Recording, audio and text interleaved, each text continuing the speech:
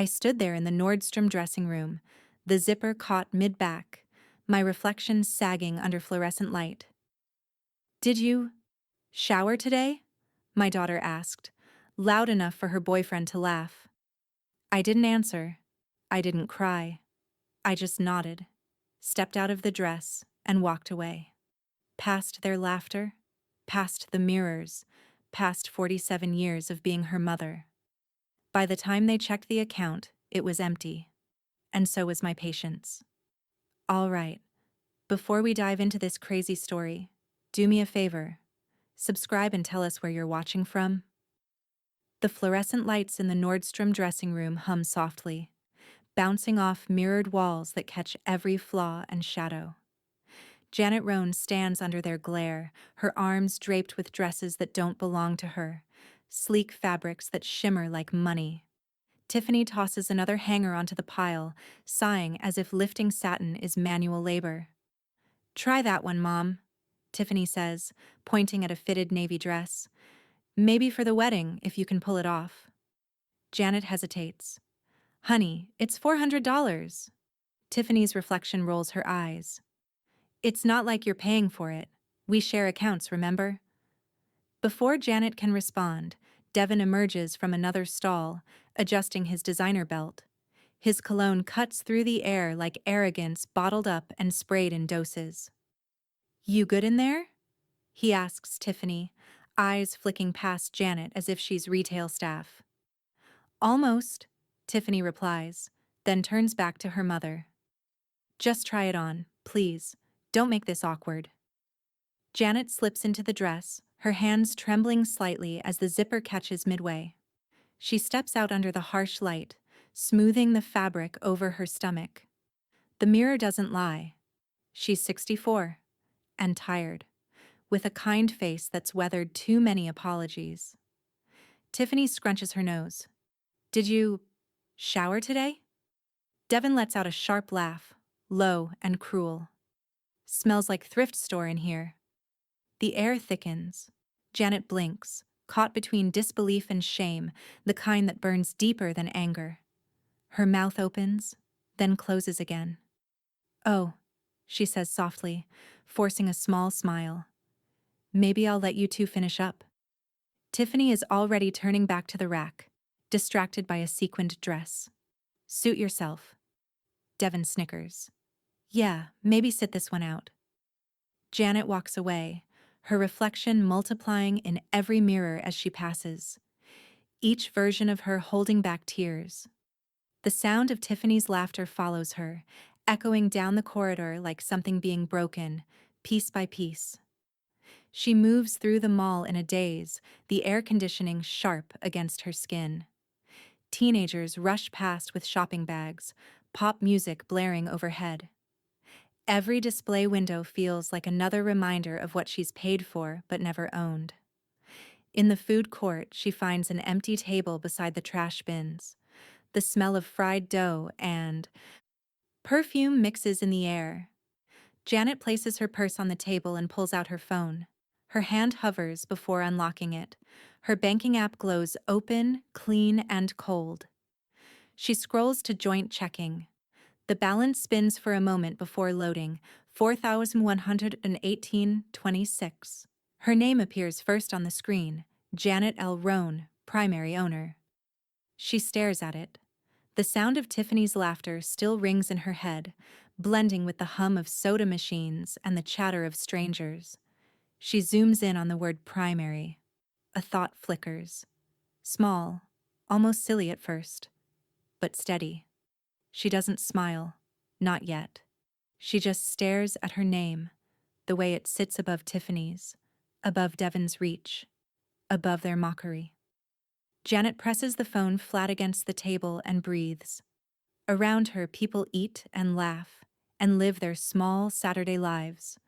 But she's somewhere else now, in the quiet, before something shifts. She takes one last look at her reflection in the phone's dark screen. Then she whispers to herself, so low no one else can hear. "Still my name." Her thumb hovers over the transfer icon. Not yet, but soon. The fries at the next table sizzle in grease. Someone laughs, loud and careless, and it sounds too much like Tiffany. Janet closes the app, folds her napkin, straightens her shoulders.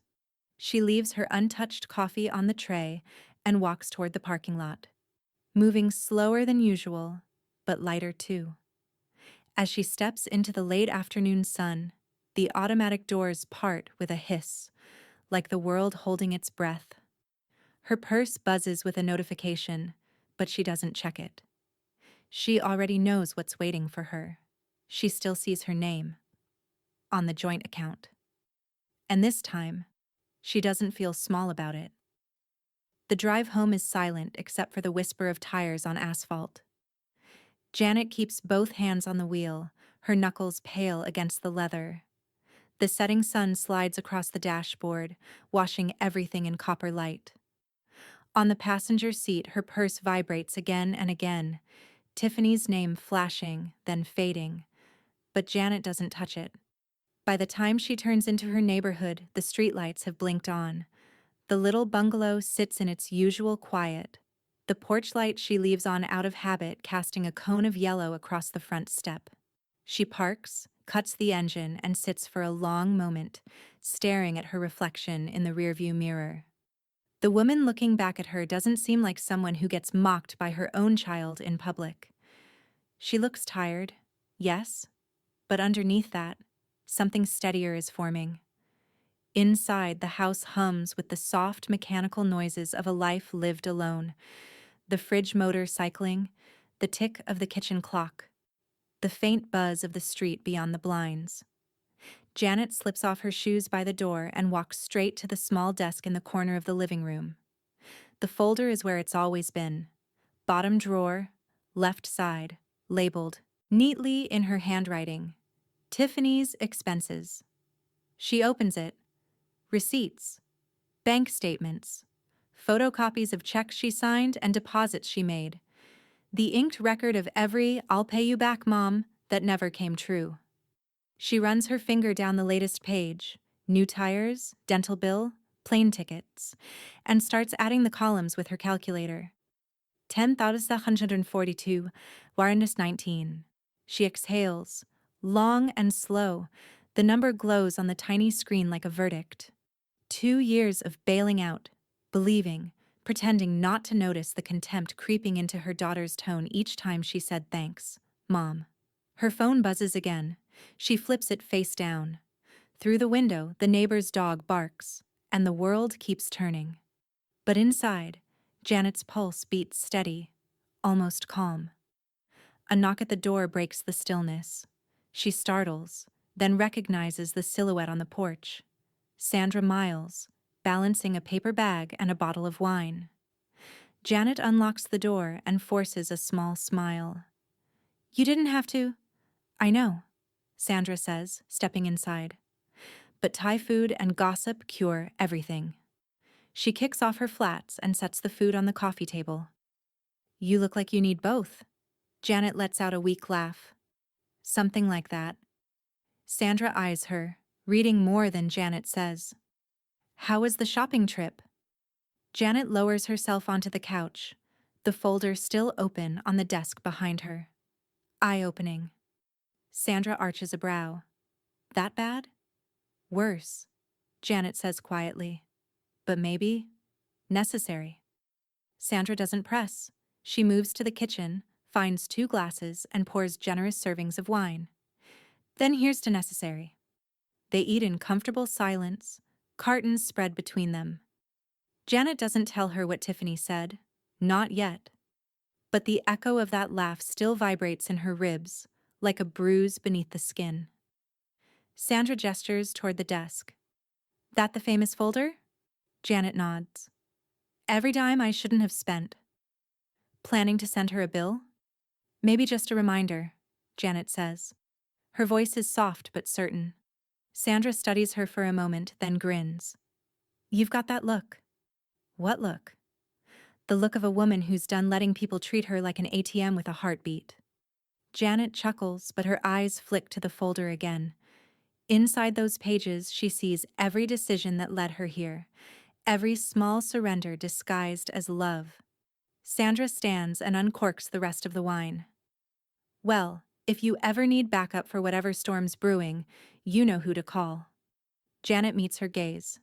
I know. When Sandra leaves later, the house feels quieter, but not lonely. Janet returns to the desk, sits down, and places the folder squarely in front of her. She smooths the papers, aligning the edges like she's balancing scales. Then she opens her laptop. The screen's glow catches the edge of her face, sharp and clear. She opens her bank app again, the same account, staring back. Her name still first, still primary. Her cursor hovers over the transfer option. Not yet. She closes the laptop with a soft click, the sound final and deliberate.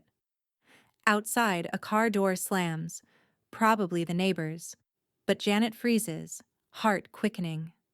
For a moment, she half expects Tiffany's voice at the door, full of apology or accusation. But the porch stays empty. She exhales, picks up her wine glass, and murmurs to the quiet room, "Not this time." The words hang there, fragile but solidifying, like the first brick of a wall she's finally learning how to build. And somewhere deep inside, Janet knows. The next move is hers. Sunday morning drifts in slow and pale, sunlight spilling through thin curtains. Janet wakes later than usual, the faint headache of cheap wine still behind her eyes. The quiet of the house feels deeper today, almost deliberate, like it's holding its breath with her. She makes coffee, black, and sits at the kitchen table. The steam curls toward the ceiling as she scrolls through her phone without purpose. News headlines, weather, recipes she'll never make. Then her thumb stops. Tiffany Roan. New story. Her chest tightens. Against her better judgment, she taps it open. The video loads instantly. Tiffany in the passenger seat of Devon's car, oversized sunglasses, laughter bubbling out of her like champagne. Her hair gleams under morning light. Across the screen, neon text flashes. Girls who slay don't pay. Thanks, Mom. The sound cuts through Janet's kitchen. Tiffany raises her glass toward the camera, rosé before noon, and Devon leans in, kissing her cheek as if the world exists for their reflection. Janet sets the phone down. The video keeps looping, soundless now, but the words linger in her mind. Thanks, Mom.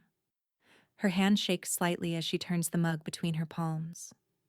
There's a low hum in her ears, not anger yet, but something older and sharper. She picks up the phone again, opens Tiffany's profile. The next post hits harder. Devon has tagged her at the Gilded Room, a downtown champagne bar. The caption reads, "Nothing tastes better than free." The comments are full of hearts and laughing emojis. Janet stares until the letters blur. For a long moment she does nothing, just listens to the steady tick of the wall clock, the faint sound of a lawnmower somewhere down the street. Then she exhales, pushes the phone aside, and reaches for her laptop. Her password feels heavier to type today. The familiar blue and white banking screen opens, her name appearing in bold across the top. Welcome back, Janet L. Rowan. She clicks accounts. Joint checking. 4,180 hours 03. The number sits there, smaller than it should be, but still hers. Hers first. Janet's cursor hovers for a heartbeat. Maybe two. She thinks about every time Tiffany said, "I'll pay you back," every time she swore this was temporary, that she just needed help building credit. She remembers the smell of that dressing room, the perfume, the laughter, and the way Tiffany didn't look back. Her hand steadies. She clicks transfer. A small window pops up, select destination. She chooses primary savings. The screen asks, enter amount. Her fingers don't hesitate. 41,803. Another screen. Review and confirm. She reads every word like scripture. Primary owner, Janet L. Roan. Transfer. From joint checking. Transfer to primary savings. She presses confirm. For half a second, nothing happens. Then the app chimes. A soft digital ping. Transfer complete. It's such a small sound, but it fills the room like a symphony. Janet exhales through a trembling smile. The air feels cleaner, lighter. She leans back in her chair, closes the laptop, and just sits there.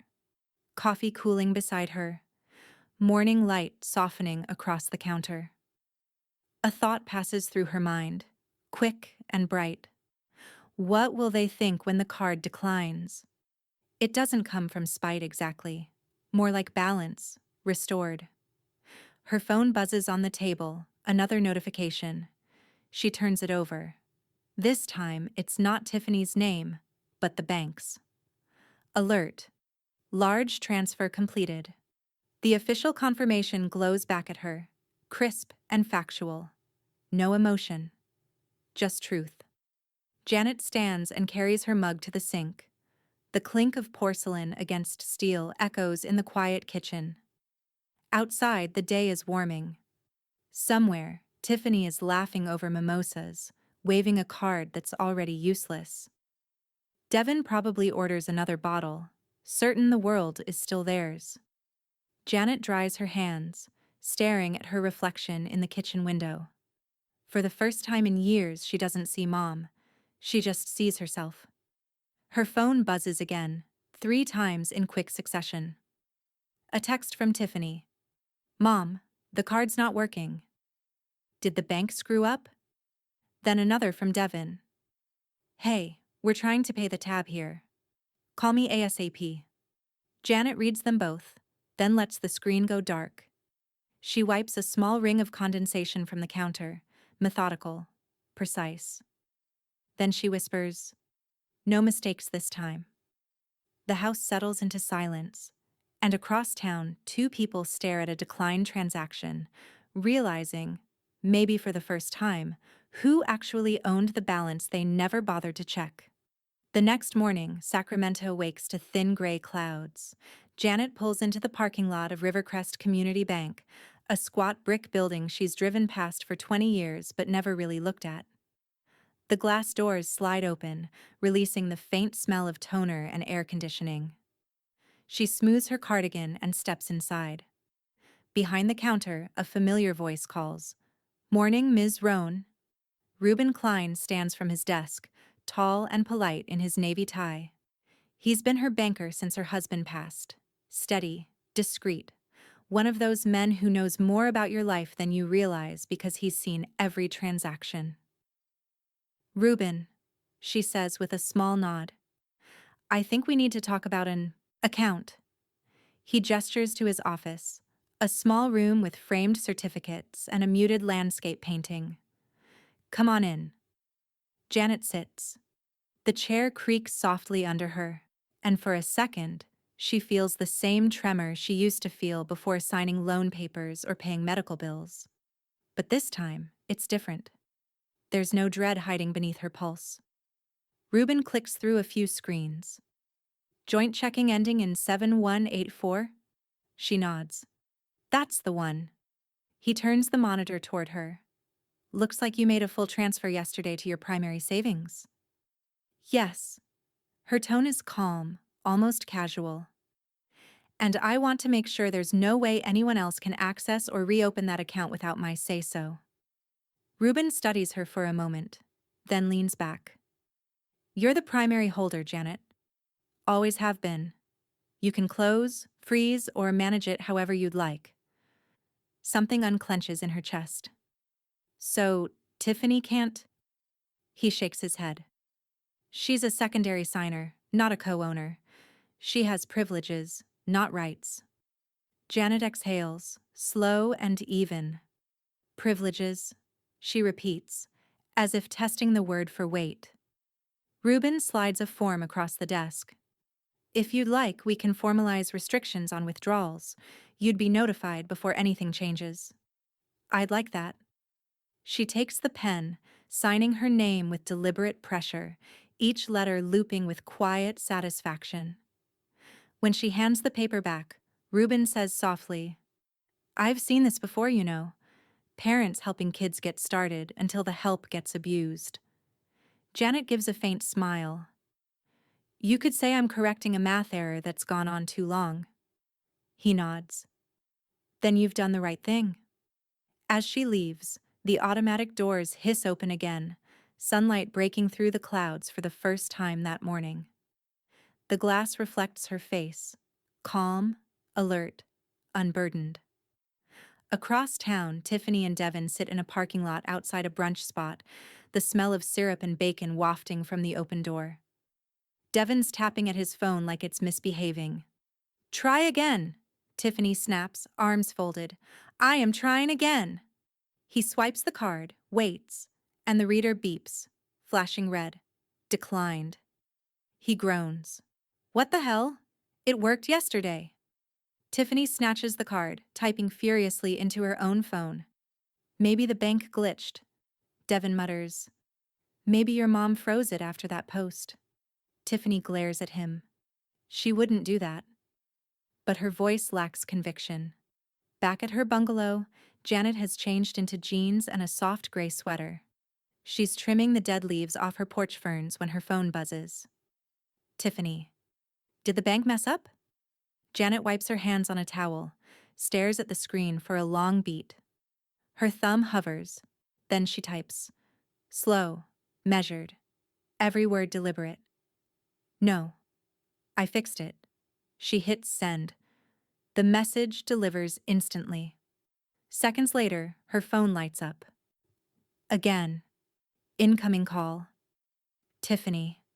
Janet watches it ring. The name glows bright against the black screen, a picture of Tiffany from 2 summers ago, smiling in borrowed sunglasses. The phone vibrates in her palm, persistent, shrill. She lets it buzz until the sound becomes nothing more than air. Then she presses ignore. Her heart doesn't race. There's no guilt, no panic, only the faint thrill of quiet authority. The phone rings again, then stops. Another buzz, a voicemail. She doesn't listen. Not yet. Instead, she looks out over her front yard, the sky brightening. A few kids bike past on the street, their laughter cutting through the morning stillness. Janet tucks the phone into her sweater pocket, walks back inside, and sets the kettle on the stove. The flame flickers to life, blue and steady. She reaches for her mug, her favorite one, the chipped ceramic with "Best Mom Ever" fading on the side. She holds it for a moment, tracing the letters with her thumb before setting it gently back down. The kettle begins to hum, rising toward a whistle. Janet doesn't move to turn it off. She lets the sound fill the room, sharp, rising, impossible to ignore. Outside, the wind rattles the front door. And inside, she whispers to herself, voice steady, eyes unflinching. It's mine again. The printer hums in steady rhythm, spitting out sheet after sheet into a growing pile on Janet's dining table. The air smells faintly of ink and determination. Each page carries a frozen moment from someone else's idea of fun. Tiffany's wide grin, Devin's smug smirk, champagne glasses clinking under filtered light. The captions sting more than the images. Thanks, Mom! Credit where it's due, literally. Girls who slay don't pay. Janet leans forward, her glasses slipping down the bridge of her nose, highlighter uncapped and ready. She draws neat yellow lines under each date and timestamp. Every dinner, every business brunch, every spa day funded with her money.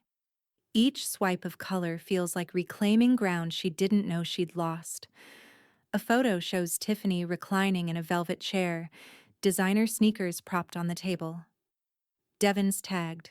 The caption reads, "He says I deserve the world. Thank God for generous genes." Janet doesn't flinch this time. She prints it. When the last page slides out, she stacks them carefully, hole punches the corners, and slides them into a fresh binder. The label she types for the cover is short, precise: financial abuse evidence. She sits back, staring at the binder as if it might start breathing. The clock ticks in the kitchen. Same as always. But time feels different now. slower, deliberate. She flips to the first page, letting her fingertips rest on the photo of Tiffany holding a designer purse she'd bought as a treat. Her phone vibrates on the table. Another text from Tiffany. "You're being dramatic. It's our money. That's how joint accounts work." Janet studies the words. Unreadable. Then she locks the screen and slips the phone face down beside the binder. There's no anger in her now, just clarity. 2 hours later, Janet steps through the glass doors of the Sacramento Police Department's Financial Crimes Division. The building smells like old paper and floor cleaner. Behind the reception desk, a woman in uniform looks up. "Morning. How can I help you?" Janet adjusts the binder in her arms. "I need to report something. I'm not sure what it's technically called, but I think it qualifies as financial exploitation." The receptionist tilts her head. "Do you have documentation?" Janet sets the binder on the counter, its label facing outward. 2 years' worth. That earns her a raised brow and a respectful nod. "Officer Martinez handles these cases. He'll be right out." Moments later, a tall man with a kind, measured expression steps into the lobby. Officer Martinez, mid to late 30s, badge clipped neatly to his belt. "Ms. Rowan?" he asks. "Yes." "I'm Officer Martinez. Come on back." His office is small but tidy. File cabinets, muted blue walls, a coffee mug that says, "Trust but verify." Janet sits while he opens the binder, flipping through the evidence page by page. He whistles softly under his breath. "They really put all this online?" "Every bit of it," Janet says. "If humiliation were taxable, I'd be rich." He glances up, half smiling, then grows serious again. "You said this account is joint?" "Yes. My daughter's name is on it, but I'm the primary. The bank confirmed it." Martinez nods, scanning the dates. "These transactions were all withdrawals or charges made by them, correct?" "Yes, without consent." He closes the binder gently. "You did the right thing documenting this. Most people wait too long, or they're too ashamed to come in." "I was both," Janet admits quietly. "Until yesterday." He leans forward, resting his elbows on the desk. "Ms. Roan, joint accounts can be tricky, but let me make something clear. Joint access does not mean unlimited access, especially if there's intent to exploit or deceive." Janet blinks, absorbing every word. "So, this isn't just bad manners?" "Not even close."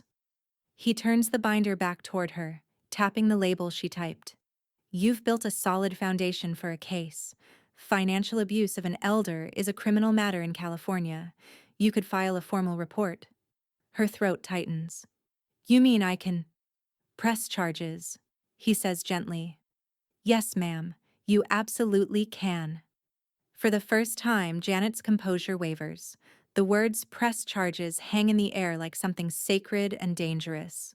She leans back, eyes glistening, breath caught between disbelief and vindication. Martinez studies her face. "You don't have to decide right now, but I'd recommend starting the paperwork while everything's fresh." Janet nods slowly, voice low but sure. "I'll think about it." He smiles. "That's all I ask." Outside, the late afternoon sun glints off the hood of her car as she sets the binder on the passenger seat. The golden letters of the label catch the light. Through the windshield, she can see her own reflection. Older, yes, but finally centered in the frame. Her phone buzzes in her purse again, a string of missed calls and voice messages piling up. She doesn't touch it. Instead, she places one hand on the binder and whispers, almost to herself, "They documented everything for me." Then she starts the engine, her resolve louder than any ringtone. The next morning breaks warm and silent, sunlight pressing through the blinds like something hesitant to intrude. Janet sits at her kitchen table, the binder from yesterday resting beside her coffee cup. She hasn't opened it again, not because she's uncertain, but because she already knows what's inside. Her phone buzzes. Tiffany, Kwekwan, voice message 347. Janet's thumb hovers above the play icon. She hesitates, then exhales, and taps. Tiffany's voice floods the room, too loud, too sharp for the hour. Mom, you embarrassed me. Devin says what you're doing is controlling, maybe even abusive. Do you know what people will think if they find out you went to the police? You've humiliated me over money. You're supposed to help your daughter, not act like I'm a stranger. You always make me feel like I owe you for everything. Well, I'm done feeling guilty. I don't care what you do. This is on you. There's a shaky breath. Then the message ends in a small click that sounds final and cowardly at once. Janet stares at the screen for a long time, the replay icon pulsing faintly. Then she presses her thumb against it. Delete. The message vanishes. She sets the phone down and takes a slow sip of coffee. The taste is bitter, grounding. Outside, a mail truck hums past, its wheels crushing the gravel edge of the street. A new notification flashes. Devin Chase. Message request? You're sick. You just ruined Tiffany's reputation.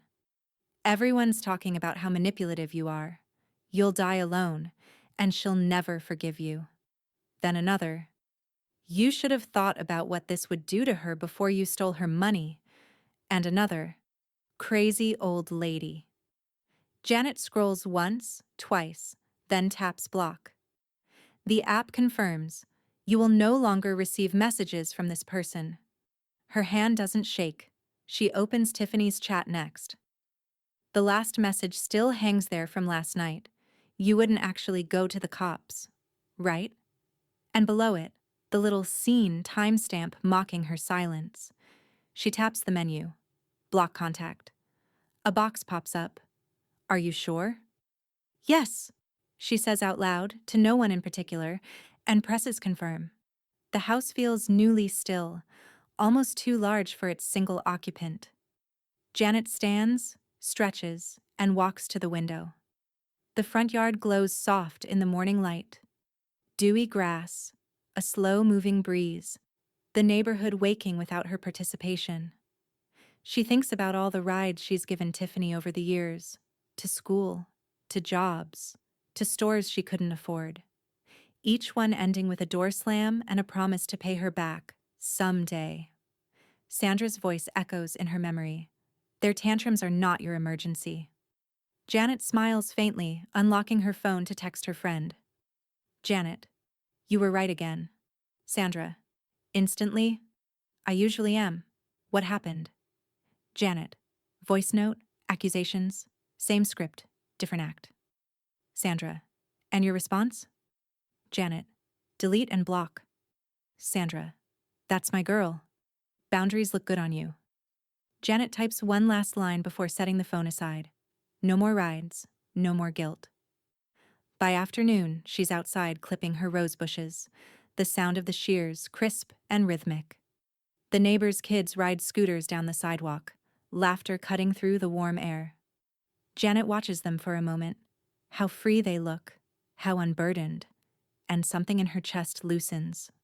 Her phone rings again, muffled in her pocket.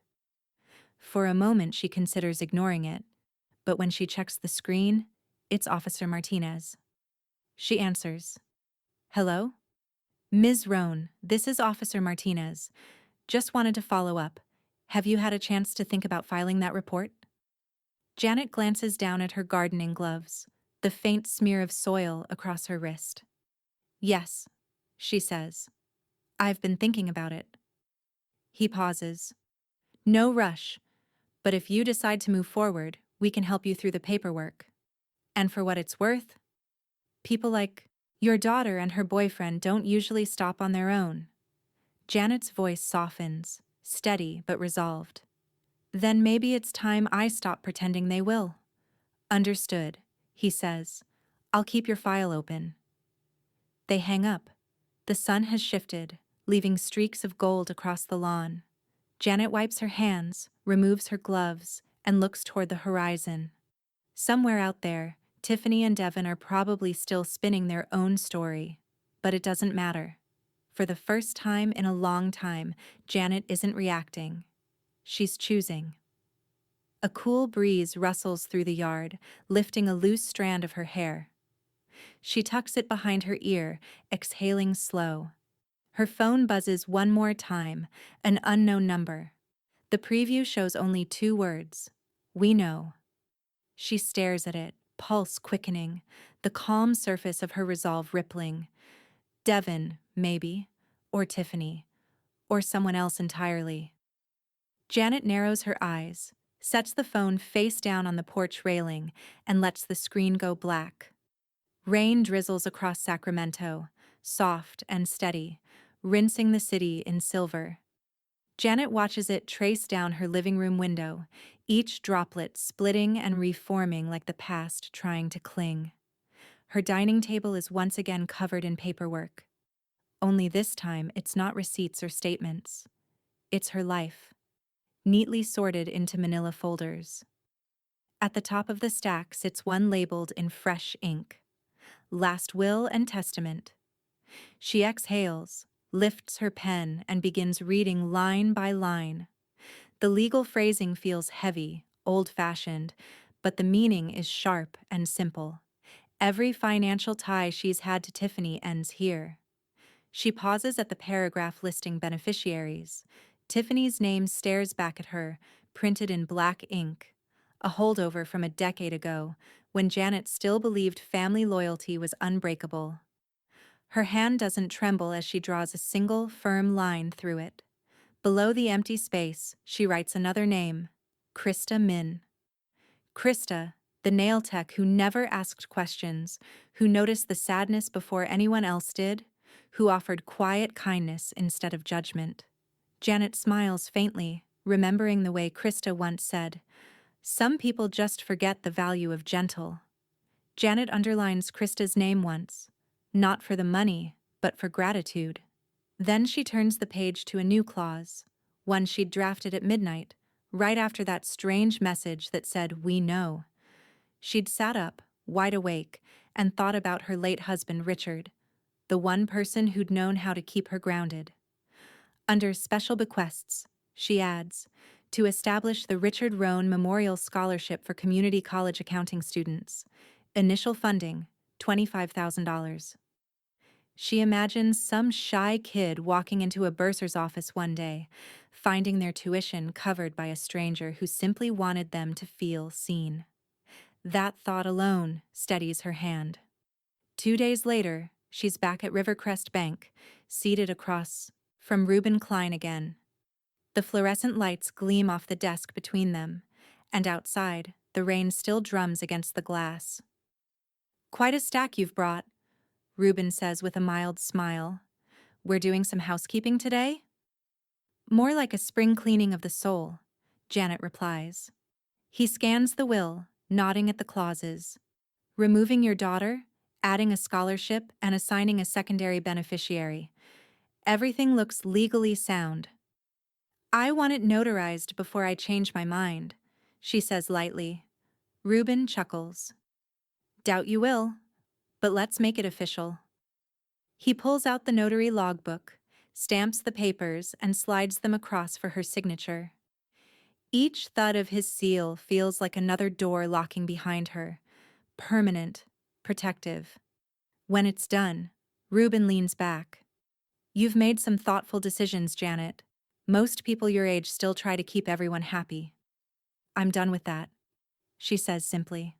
"It's a losing game." He nods once, approvingly. "I'll file this today. Did you also want to open the new solo account we discussed?" "Yes," she says. "Something completely in my name. No shared access. No exceptions." He types quietly, the keys clicking in a steady rhythm. "All right. Savings or checking?" "Both," she answers. "One for my living, one for my future." He smiles at that. "Good choice. You'll get your new debit card in a few days. This one." He taps the keyboard. "Will have only your name." The phrasing lands like a soft bell tolling. When the paperwork's complete, Janet reaches into her purse and takes out a crisp white envelope. She slides it across the desk. Reuben opens it, finding a cashier's check made out to the Richard Rowan Memorial Scholarship Fund. This is quite a start, he says. Janet nods. My first deposit, she says quietly. Peace. He doesn't speak for a moment. Then, in a tone threaded with respect, he says, That's a good kind of wealth, Ms. Roan. Back home, the rain has stopped. Janet steps onto her porch, breathing in the damp air. The street glistens, puddles catching the reflection of the afternoon light.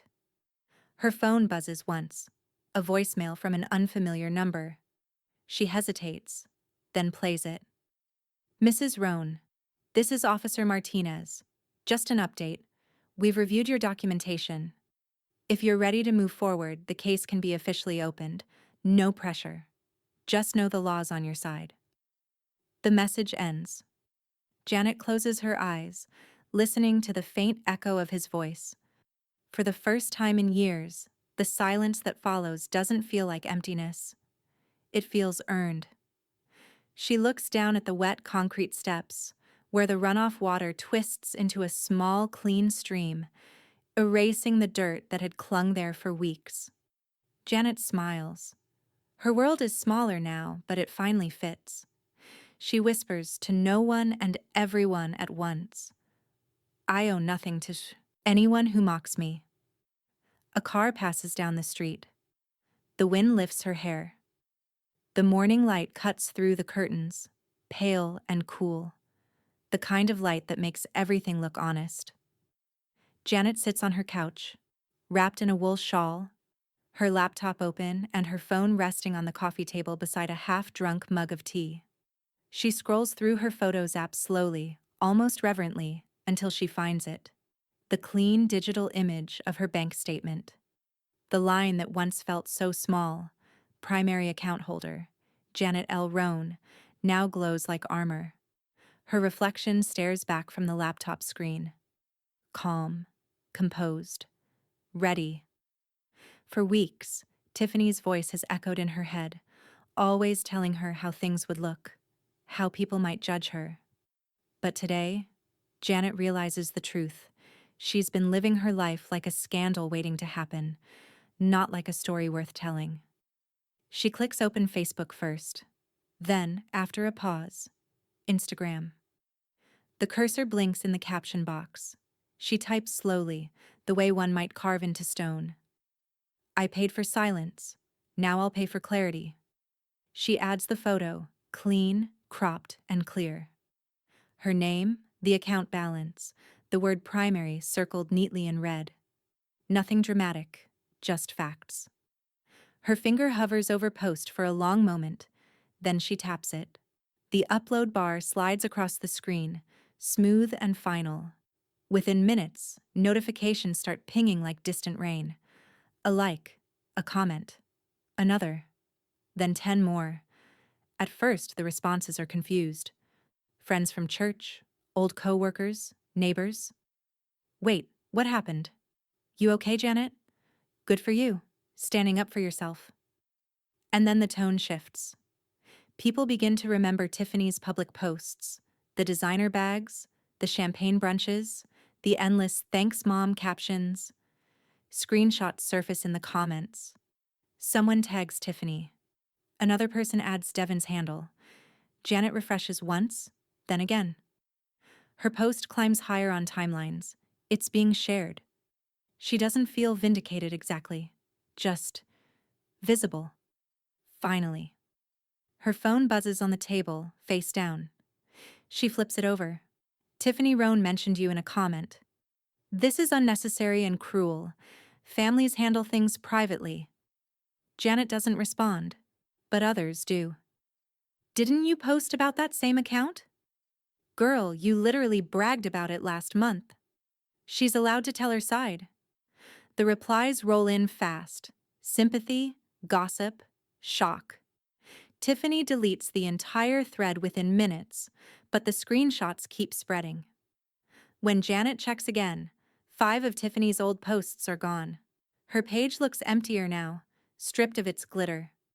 Across town, Devin sits in his cluttered apartment scrolling through the chaos. He slams his thumb against the table. She actually posted it, he mutters. Tiffany paces near the window, mascara smudged, her phone lighting up nonstop. She's humiliating me, she says. I can't.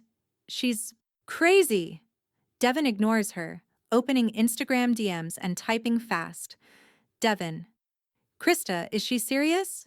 He waits, sees the three dots appear, then vanish. 30 seconds later, Krista replies with a single red heart emoji. Devin curses under his breath. Meanwhile, Krista herself sits in her small nail salon, the faint scent of acetone in the air, scrolling through Janet's post again. The older woman looks so still in the profile picture, like someone who's walked through fire and come out unburned. Krista sets her phone down and whispers to no one, "Good for you." That evening, Janet turns off all her notifications. The world can spin itself out for now. She pours herself a glass of Chardonnay, steps onto the porch, and watches the neighborhood go dusky pink. Somewhere, a wind chime rings. She's not proud of the noise she's made online, but she's not ashamed either. Tiffany built her reputation on borrowed light. Janet just switched the bulb back on herself. Her phone buzzes one last time. A message request from an unknown number. You think this makes you the victim? Wait until the truth comes out. Janet reads it twice, then deletes it.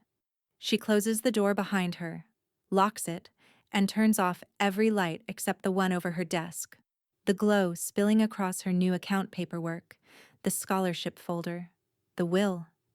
Her life, neatly sorted. She whispers, not bitterly but with quiet triumph. Let them talk. The envelope arrives on a Tuesday, thick, official, stamped with the Rivercrest Bank seal. Janet finds it wedged between grocery flyers and utility bills, its weight unmistakable. She doesn't open it right away. Instead, she sets it on the counter beside her coffee mug and finishes loading the dishwasher. When she finally tears it open, the smell of fresh ink hits her. Bank paper, clean and authoritative. Inside, a printed summary, several pages long, and a short cover letter signed by Reuben Klein himself. Subject: Joint Account Review. Case Resolution. Outcome: Ruled in favor of the primary account holder, Janet L. Roan. Janet's eyes linger on that line until the words blur. She sets the papers down and exhales through a shaky laugh, one of disbelief and release, all at once. The account is officially closed, the final balance transferred to her solo savings. All transactions prior to the freeze logged and verified. The case, hers, won. The next morning, she drives to Rivercrest Bank to thank Reuben in person. The parking lot smells faintly of wet asphalt, the air clean after a night's rain. Inside, the lobby hums with quiet order. Customers in line, pens chained to counters, the faint murmur of printers. Reuben looks up from his desk and smiles when he sees her. "Morning, Janet. You got the letter?" "I did," she says, "and I read it 3 times. He gestures toward the chair opposite him. "Sit down. You should know. It wasn't even close.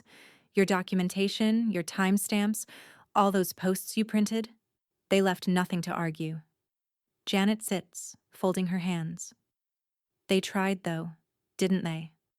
Reuben nods, a touch of sympathy in his expression. "Tiffany claimed you'd agreed to let her use the funds as she pleased. Said it was gifted family money." Janet lets out a quiet breath, not quite a sigh. "Of course she did." He slides a second sheet across the desk.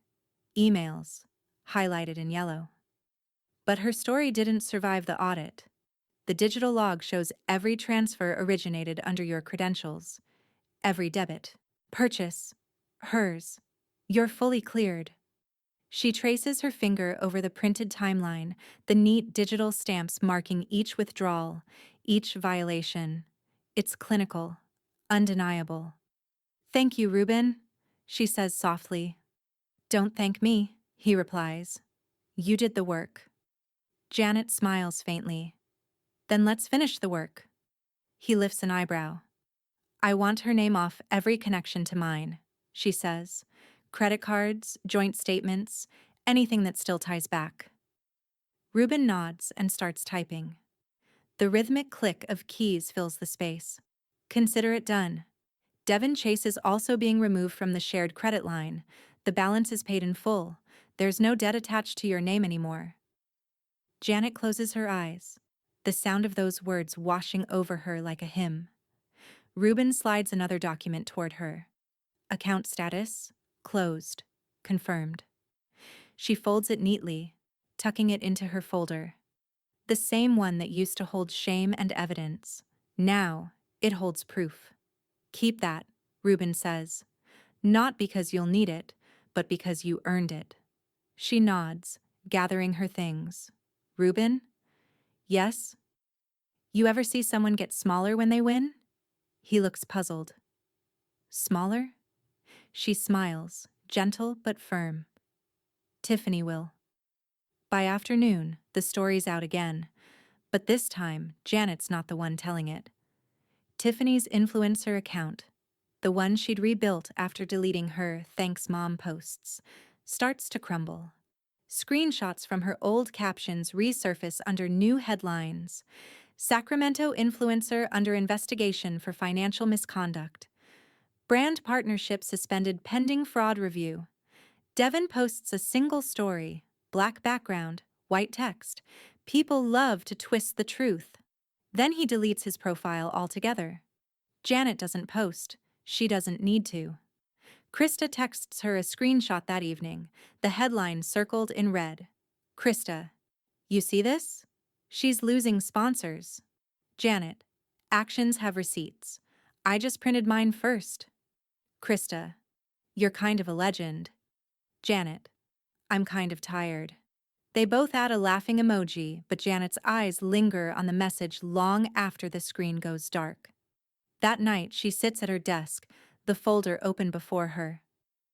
The final document gleams under the lamplight. Closed. Confirmed.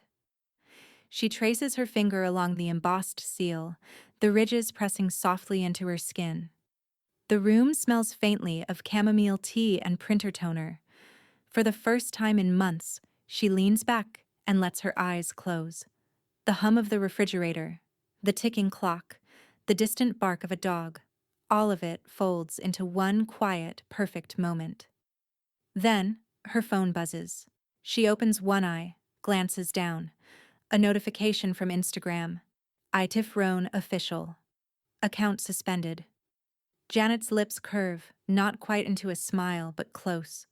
She whispers into the still air. Justice doesn't need applause. Saturday sunlight pools through the blinds in soft ribbons, stretching across Janet's bedspread like an invitation. For once, she doesn't wake to worry. No alerts, no calls, no buzzing dread. Just quiet. The kind that feels earned. She takes her time getting ready, picking a soft blue blouse and jeans that fit right. Not tight, not frumpy, just hers. When she looks in the mirror, her hair's gone a little wild, streaked with silver that she used to hide. Today, she decides to let it stay. The bell over the salon door chimes as she steps inside. The familiar smell of polish remover and warm towels wraps around her like comfort. Krista looks up from a manicure station, eyes brightening. Well, if it isn't my favorite troublemaker, Krista teases. Back for your victory glow-up? Janet laughs softly. Something like that. Just a trim and my usual polish. Nothing fancy. Krista waves a hand. You've earned fancy. Sit. Let's see what kind of woman walks in here after taking her whole life back. Janet settles into the chair. The scissors snip rhythmically, soft tufts of silver and brown falling onto the cape. She watches them collect in her lap, each one like a shed layer of an old self. Krista studies her in the mirror. You look lighter, she says, like the world stopped sitting on your chest. Janet smiles. Maybe it did. They talk about small things, the weather, Krista's daughter's college plans, a new coffee shop down the street. No mention of Tiffany, no mention of banks. Just ordinary talk, the kind that feels like breathing again. When the color dries on her nails, a pale, clean shade called fresh linen, Janet slides a crisp $50 bill across the counter. Krista blinks. Janet, this is too much. It's not, Janet says, closing Krista's hand around it. Call it gratitude with interest. Krista's voice softens. New chapter vibes. Exactly, Janet says. By noon, she's sitting across from Sandra at a little downtown cafe, the kind with metal chairs, mismatched mugs, and sunlight spilling across the tables. Sandra's wearing oversized sunglasses and an expression of smug delight. You know, Sandra says, stirring her iced tea, when you told me you were going to clean up some financial clutter, I didn't realize you meant taking out the trash publicly. Janet chuckles. I didn't plan it, but it felt good to stop pretending. Sandra leans forward. How does it feel now? Janet looks around. The slow hum of conversation, the smell of lemon and coffee, the sound of clinking silverware. She inhales deeply. Quiet, she says, like I can finally hear myself think. Sandra raises her glass, to peace and perfectly timed revenge. Janet lifts hers in return, and to keeping it classy while we do it. They laugh, the kind of laughter that comes easy when the worst has already happened and been survived. After lunch, they stroll down the street, window shopping, talking about nothing urgent. Janet walks taller, her shoulders loose, her step unhurried.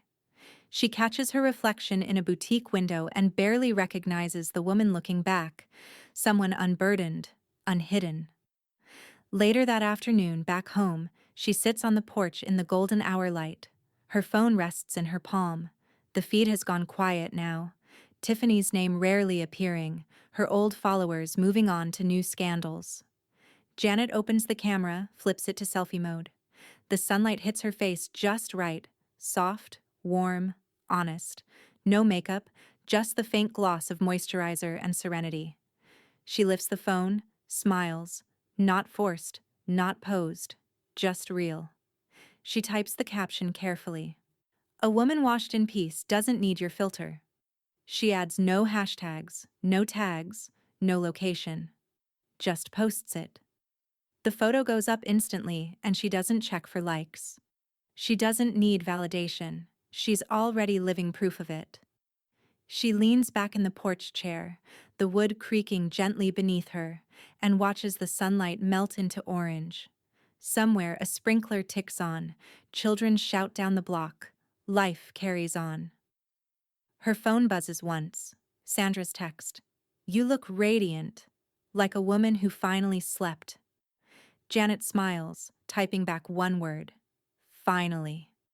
She sets the phone aside and closes her eyes, letting the warmth touch her skin. The morning air is cool enough to taste, carrying the first whisper of fall. Janet sits at her kitchen desk, sunlight cutting sharp through the blinds and landing across her laptop keyboard. The mug beside her is half empty, its ring of coffee drying in slow circles. Her inbox is quiet except for one new message. Subject line: We need to talk. From Tiffany. Janet clicks it open. Mom, I don't know what you think you've proven, but this isn't just about money anymore. People are messaging me awful things because of what you did. I can't get brand work now, and Devin says you've ruined our reputations. I wish you could understand how humiliating this is for me. You didn't just cut me off. You cut me down. Janet reads it twice. There's no apology, no reflection, just the same old tone of grievance, painted as victimhood. She takes a slow breath and types a reply. Just one line. I was your mother, not your bank. She rereads it, the cursor blinking after the period like it's waiting for her to soften it somehow, to add an apology, a justification. She doesn't. She hits send. By afternoon, the world knows again. Tiffany posts a video. Soft lighting, mascara slightly smudged, voice trembling just enough to sound practiced. "Hi guys," she begins, sniffling. "This is really hard for me to talk about, but sometimes the people you love most are the ones who hurt you the worst." She pauses, glancing off camera as if gathering courage. "I've been dealing with someone very close to me who's been emotionally manipulative, who's tried to punish me for setting boundaries. And I want anyone else out there with toxic parents to know you're not alone." Janet sits at her dining table watching the video play on her phone, expression unreadable. It's almost artistic.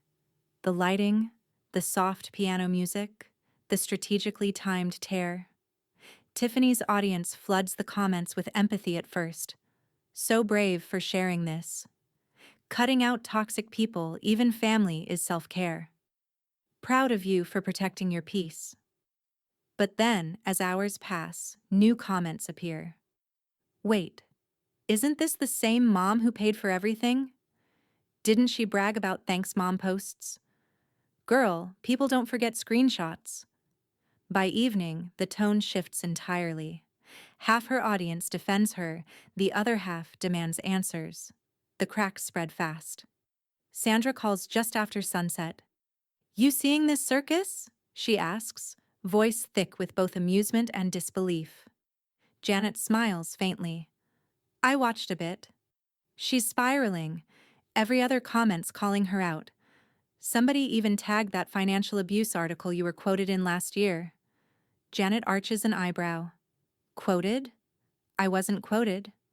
"Well," Sandra says with a laugh, "they quoted your post. Apparently, you're trending in some women's money group. Hashtag own your balance." Janet leans back in her chair. The idea almost makes her laugh, but she doesn't. "People always need heroes and villains," she says. "Let them decide which one I am." Sandra's voice softens. "Tide's turning, huh?" Janet nods slowly, looking out her window where the last of the light slides down the street. Finally, in the right direction. Across town, Devin sits hunched over his phone, scrolling through comment after comment, tearing Tiffany apart. "This is getting ugly," he mutters. She paces the apartment, eyes red. "They don't know the truth." "Yeah, but they don't care," he says, shoving his phone away. "We look like scammers." Tiffany turns toward him. "Then fix it. Post something." He shakes his head. "I'm done. I didn't sign up for this drama." She stares at him, stunned. "You're leaving?" Devin doesn't answer. He deletes his Instagram account right in front of her, the final confirmation sound ringing like a slap. That night, Janet sits in bed with the windows open, letting the cool air drift through the room. She scrolls once more, not out of pettiness, but curiosity. Tiffany's video has been taken down. Her account, still public, now looks sparse. Empty captions, old photos archived. No more hashtags, no more filters. Janet sets her phone aside and reaches for the lamp switch. But just before she turns it off, the screen lights again. One last notification. New email. From Tiffany. "I hope you're happy." Janet doesn't open it. She simply closes the laptop, folds her hands in her lap, and looks out the window. The moonlight spills across her comforter like a quiet spotlight. Her voice is low, steady, unhurried. "I'm not happy," she says. "I'm free." The following Friday, the house smells like cinnamon and rising dough. Janet pulls her grandmother's old apron tighter around her waist and wipes a streak of flour from her cheek. The radio hums softly in the background, an old Motown station playing the kind of songs that make memories drift in with the scent of butter and sugar. There's a knock on the door. 3 quick taps and a pause. The rhythm she's heard since childhood. Janet smiles. When she opens the door, Mara, her late husband's niece, stands there with an overnight bag and a bouquet of daisies wrapped in grocery paper. "You didn't have to bring flowers," Janet says, pulling her into a hug. I wanted to, Mara answers, her voice muffled against Janet's shoulder. Your porch looked like it needed some color. Janet laughs softly. You always see what's missing. They move inside. The kitchen light glows warm, the oven ticking as heat fills the room. Mara sets her bag down, rolling up her sleeves. What are we making? Cinnamon rolls, the kind that take too long but are worth it. Then I'm all in. The afternoon drifts by in a rhythm of laughter, music, and the soft percussion of wooden spoons tapping bowls. Mara tells her about her new job at the community center, how the funding barely covers everything, but the kids make it worth it. Janet listens, nodding, occasionally reaching over to dust flour from Mara's hair. When the rolls finally rise and bake, the kitchen fills with a scent so sweet and thick it feels like comfort itself. They eat them warm, icing melting across their fingers, licking away the sugar with quiet smiles. Afterward, they move out to the garden. The late summer sun dips low, painting the world in amber. Janet kneels beside the planter boxes, gently pruning basil leaves while Mara waters the tomato vines. I forget how peaceful it is here, Mara says, her voice soft. Feels like everything that hurt you can't find its way past that fence. Janet glances up. Maybe it still tries, she says, but it's quieter now. They sit on the edge of the garden bed, dirt on their hands, their shadows long across the lawn. The cicadas start to sing. Mara's tone shifts, thoughtful. You know, I saw everything online. What Tiffany posted. What you didn't. Janet doesn't answer right away. The breeze moves through the mint leaves, filling the silence with the scent of calm. Mara continues. I just wanted to say, I always knew you were the real deal. Everyone else might get confused by her noise, but I've seen you. You've been holding people up your whole life. The words land heavy and kind. Janet swallows, her throat tight. Thank you, honey. Mara smiles, blinking away tears. I mean it. Janet reaches into her apron pocket and pulls out a small velvet box. She opens it, revealing a delicate gold ring. Thin, worn smooth with time, a single pale stone in its center. This was my mother's, Janet says. She gave it to me when I thought I was losing everything. Told me it would remind me that I came from women who survive. Mara stares at it, eyes wide. Janet. No, I can't. You can. Janet interrupts gently, slipping it into Mara's hand. Because you remind me of her strength. And maybe one day, you'll give it to someone who needs the same reminder. Mara's voice trembles. I don't know what to say. Just promise me you'll never forget who you are. They both cry then, quiet, unguarded tears. Janet pulls Mara close, their shoulders shaking together in the slow rhythm of release. When the tears fade, they sit for a while under the porch light, talking about everything and nothing. Richard's old jokes, the scholarship, the tiny moments that stitched a life together. Later that night, after Mara's gone to bed in the guest room, Janet returns to her desk. The folder labeled Estate waits where she left it. She opens it, adds one small line to her will under Personal Items and Heirlooms. To Mara Hayes, my mother's ring, to be passed forward when the world needs kindness. She signs the page, the pen scratching softly in the stillness. As she sets it aside, the sound of laughter drifts faintly from the guest room. Mara on the phone, light and alive. Janet smiles to herself, the ache in her chest replaced by something gentler, fuller. She looks around the quiet house, the photographs, the warm lamplight, the faint smell of cinnamon still hanging in the air. For the first time in years, it feels like home. Sunday morning glows pale and forgiving. The house is still, quiet in that way it only is after good company leaves. Mara's laughter still lingers in the corners, soft as a memory. Janet walks through the hall barefoot, the wood cool under her feet. Outside, the trees whisper, the air clean after last night's rain. On her dresser sits a folded towel, a small bottle of eucalyptus oil, and a candle she hasn't lit in years. She takes her time with each, lighting the wick, watching the flame catch, pouring the oil until the air fills with the scent of calm forests and renewal. In the bathroom, steam begins to curl around the edges of the mirror. Janet twists the faucet handle, letting the water run until it's warm enough to fog the room. She slips off her robe and eases into the tub, the heat wrapping around her like forgiveness.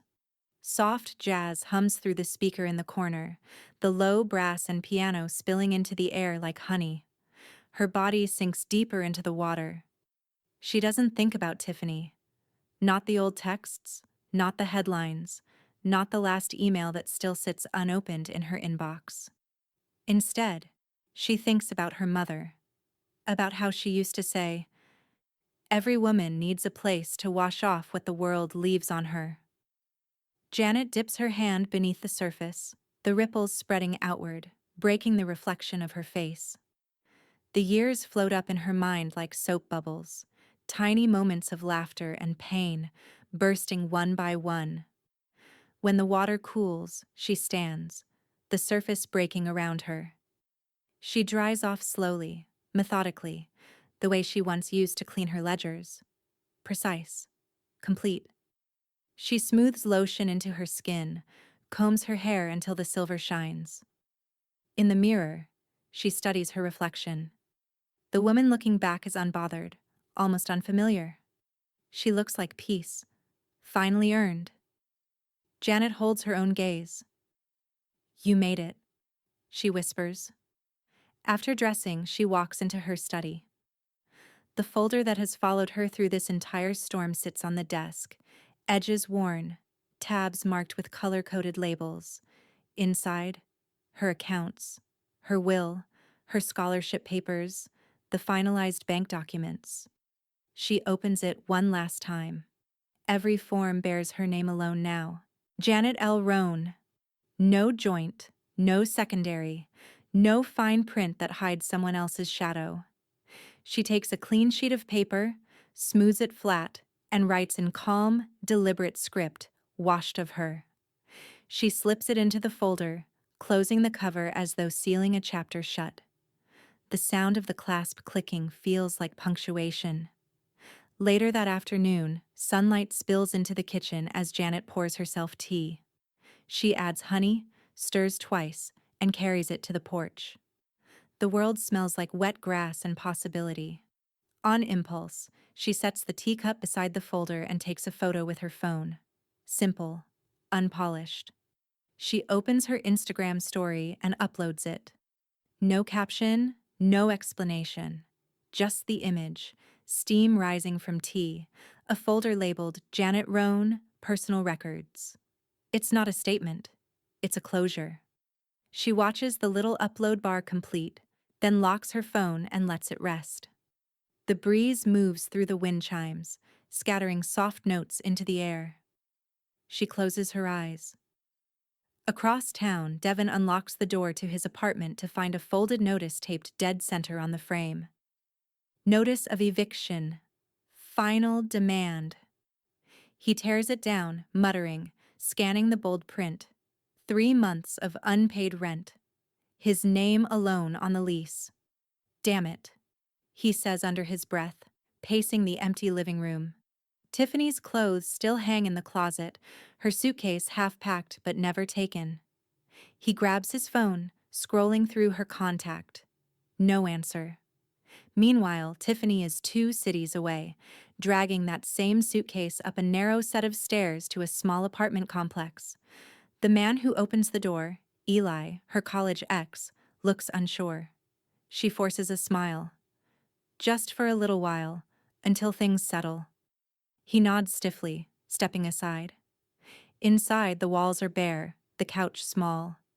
Tiffany sets her suitcase down, scanning the place that smells faintly of stale coffee and resignation.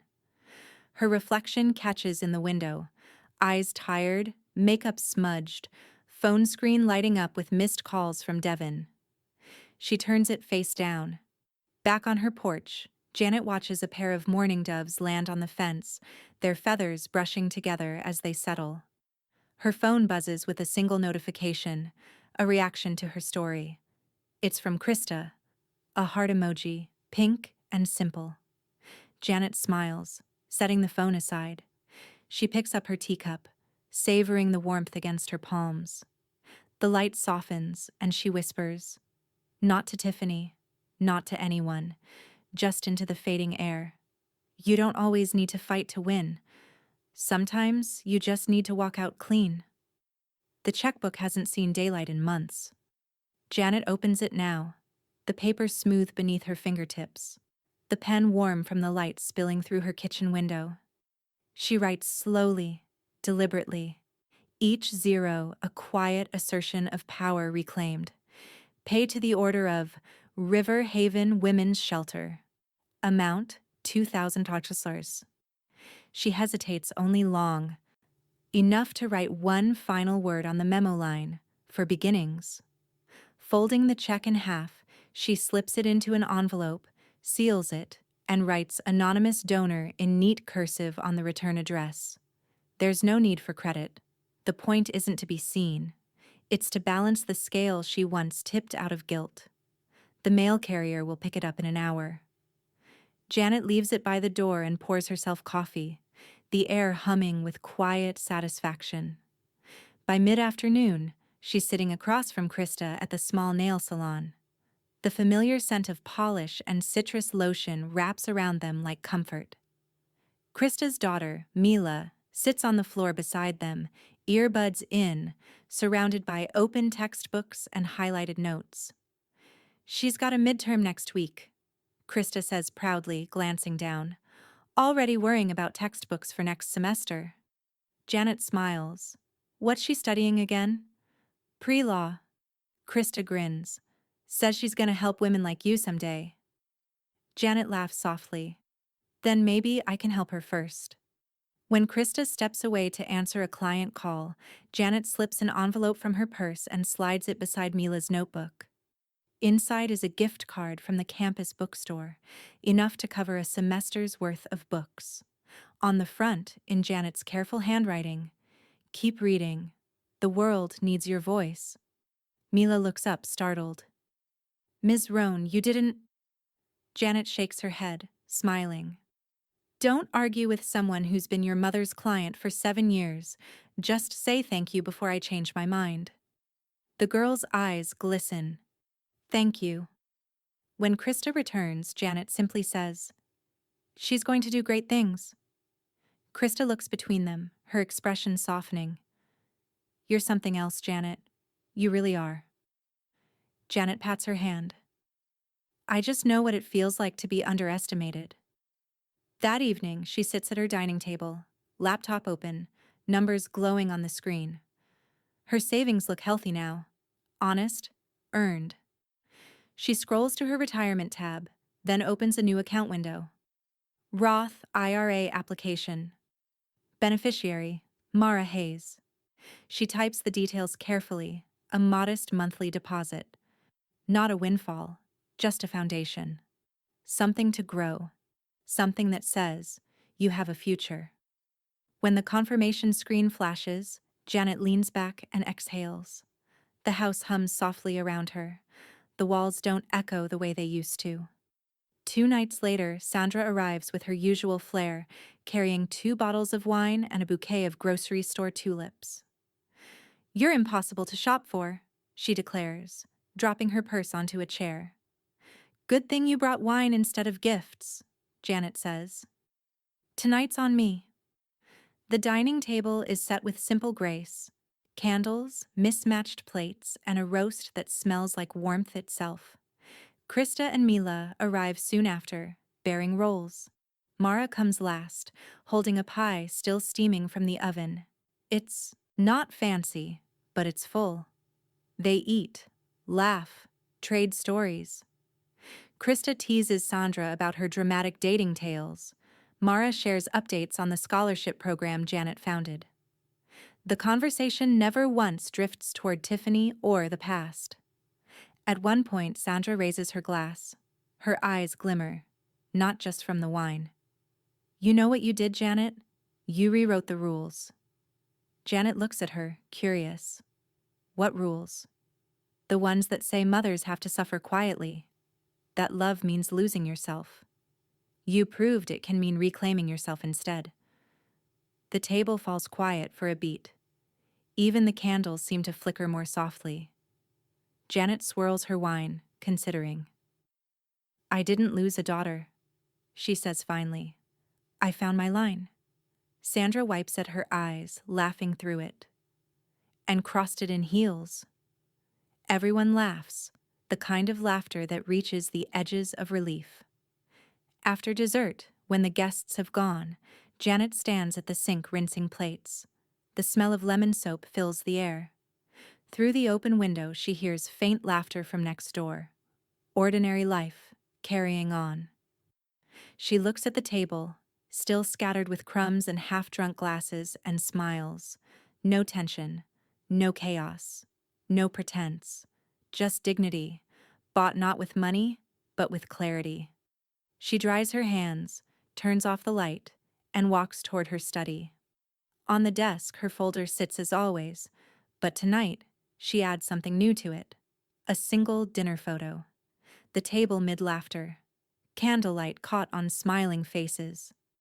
On the back, she writes, "Proof of life, after her." As she slips it inside, her phone buzzes once on the desk. A new message from Officer Martinez. Update, court review scheduled. You may be contacted for testimony.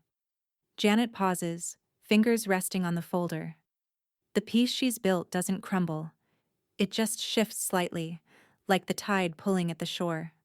She breathes in, calm but resolute. Let them call, she murmurs. I've already told my story. The light in the room flickers once, then steadies. The morning light falls clean and steady over Sacramento. Janet parks in her usual space outside Rivercrest Community Bank, the same lot she's pulled into for decades. Birthdays, deposits, heartbreaks, and one last decisive victory. Today, she comes for closure. Inside, the air smells faintly of paper and polished floors. The lobby hums with the low murmur of routine transactions, coins clinking, pens scratching, polite voices saying, "Next, please." Reuben spots her before she even reaches the counter. "Ms. Roan," he says with that same calm smile he's worn through this entire storm. "Right on time." "I figured I'd finish what I started," Janet replies. He gestures toward his office. The same framed certificates, the same humming printer. But today, the energy feels different, lighter, final. She takes a seat as he opens a small folder. "Everything's in order," he says, sliding the papers toward her. "This will formally close the joint account ending in 7184. No pending holds, no balance, no linked access. Legally, it ceases to exist once you sign." Janet studies the form. It's absurd how much power a signature carries, how it can unmake years of guilt, dependency, and pretense with a single stroke of ink. Reuben hands her a pen. "Take your time." She doesn't need to. Her name flows across the page, each letter steady, certain. When she dots the I in Roan, her pulse doesn't skip or tremble. It settles. Reuben gathers the papers, stamps them once, and looks up. And that's that. The account's officially closed. For a moment, neither speaks. The only sound is the soft shuffle of documents being filed away, quiet history being sealed. Finally, Reuben leans back in his chair. "Feeling good?" Janet looks at him, her eyes clear. "Better than ever." He smiles. "I'll have your new debit card printed before you leave." When he returns a few minutes later, he slides the envelope across the desk. Janet opens it. The card gleams. A simple rectangle of matte silver, clean lines, no extra names, No shadows. Just Janet L. Rowan. Her thumb traces the embossed letters. Her name looks beautiful there. Complete. Unshared. Congratulations, Reuben says quietly. Thank you, she replies. For everything? He shrugs. You did the heavy lifting. I just watched you take back your life. Janet laughs softly. Guess I needed a witness? He chuckles. Well, you've got one. Now go celebrate something normal. Lunch, sunlight, freedom. Outside, the day greets her like applause. Bright, clean, unburdened. The air smells faintly of blooming jasmine from the planter by the door. She tucks the card into her wallet, its newness stiff against the leather. For a moment, she stands there, remembering the first time she opened that joint account. Tiffany had been 20, radiant with ambition and entitlement, promising, "It's just for credit building, Mom. You won't even notice." Janet had believed her then. Now she steps out into the parking lot and doesn't look back. Her phone buzzes in her purse. Once, twice. She ignores it. Another buzz, insistent. She finally pulls it out. Tiffany Roan. The name flashes like a ghost. Janet stares for a heartbeat, then presses and holds until the screen asks, "Block this contact?" "Yes," she says softly, tapping confirm. The phone goes silent. The peace that follows feels absolute. She drives to a nearby park before heading home. The air is warm, the grass cut fresh, the sky an impossible blue. Janet finds a bench overlooking the pond, ducks gliding across the surface in slow, aimless patterns.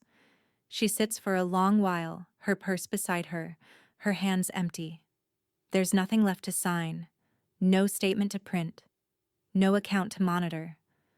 For once, her life balances without her interference. She pulls out her phone again, not to check messages, but to take one last picture. Sunlight shimmering on the pond, her hands resting calm in her lap, her new debit card peeking slightly from her wallet. She doesn't post it. It's just for her. When she stands to leave, a gust of wind moves through the park, scattering tiny blossoms from a nearby tree. They land across the path in front of her like confetti. Janet steps through them, the sound of her shoes soft against the pavement. As she reaches her car, her reflection flashes in the window, silver hair catching light, eyes steady, mouth curved in the smallest, truest smile. She opens the door, slides behind the wheel, and sets the card in the center console. Her fingers rest on it for a moment, a quiet benediction. She laughed at my shower, Janet says to the empty air, voice calm and sure. Then she starts the car, sunlight spilling across the dashboard, and finishes, "But I washed my hands of her for good." The engine hums, the road stretches open, and Janet Roan drives forward, alone, whole, and free.